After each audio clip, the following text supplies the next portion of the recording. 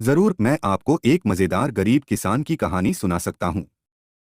यह कहानी है एक छोटे से गांव में रहने वाले गरीब किसान की, जिसका नाम रामलाल था। रामलाल का गांव बहुत छोटा था और वह अपने छोटे से जमीन पर खेती करके अपने परिवार का पालन पोषण करता था। वह अपनी खेती में बहुत मेहनत करता था, लेकिन उसकी मानसिकता और मेहनत उसे सिर्फ रोटी का टुकड़ा ही देती थी। एक दिन रामलाल ने देखा कि उसके पड़ोसी किसान ने अपने खेत में एक बड़ी गाड़ी खरीदी है। वह गाड़ी खेत से उगाई हुई फसल को अपने घर ले जाने के लिए इस्तेमाल कर रहा था। रामलाल को देखकर बहुत दुख हुआ कि उसके पास ऐसी कोई वस्तु नहीं है जो उसे इतनी सफलता दे सके। परेशान होकर रामलाल एक सवाल सोचा, मैं इतनी मेहनत करता हूँ और फिर भी मेरे पास कुछ नहीं है, जबकि मेरे पड़ोसी किसान को जितनी खेती है उसे सब कुछ है।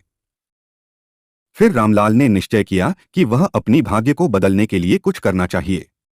उसने अपने गांव के सभी किसानों को एकत्रित किया और उनसे सहयोग मांगा।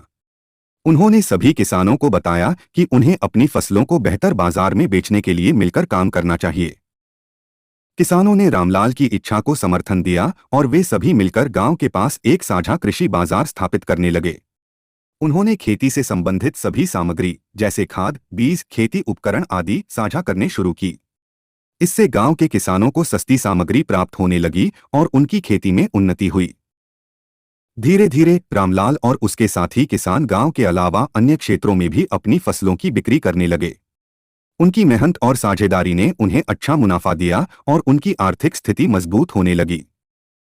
इस कहानी से हमें यह सीख मिलती है कि मेहनत, संगठनशीलता और सहयोग से गरीब किसान भी अपनी स्थिति को सुधार सकता है और सामूहिक प्रयास से वह अपनी आर्थिक स्थिति को मजबूत बना सकता है।